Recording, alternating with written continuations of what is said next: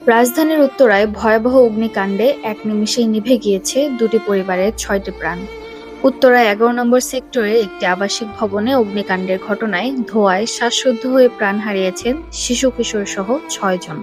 শুক্রবার সকাল ৭:৫০ উত্তরার ১১ নম্বর সেক্টরে ১৮ নম্বর রোডের একটি ৬ তলা ভবনে আগুনের সূত্রপাত হয়। ফায়ার সার্ভিসের দুটি ইউনিট প্রায় ৩৫ মিনিটের চেষ্টায় আগুন নিয়ন্ত্রণে আনলেও ততক্ষণে ঘটে যায় ভয়াবহ ট্র্যাজেডি। ভয়াবহ এই ট্র্যাজেডির কথা বলতে গিয়ে কান্নায় ভেঙে পড়েন সত্তর-অর্ধ খোরশেদুল আলম।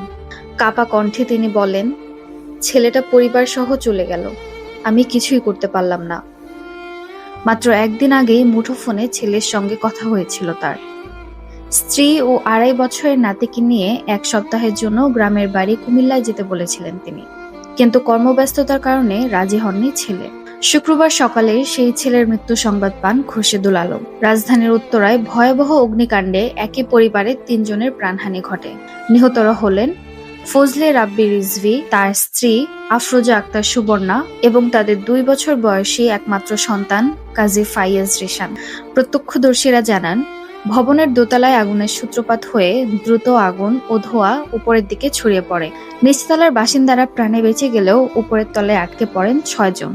এই ঘটনায় ভবনের ৬ষ্ঠ তলায় থাকা আরেক পরিবারের ৩ সদস্যও প্রাণ হারিয়েছেন। তারা হলেন মোহাম্মদ হারিস উদ্দিন, তার ছেলে মোহাম্মদ রাহাব এবং ভাতিজি রোতেলা আক্তার। ফায়ার সার্ভিস ও পুলিশের প্রাথমিক ধারণা, বৈদ্যুতিক শর্ট সার্কিট থেকেই আগুনের সূত্রপাত হতে পারে।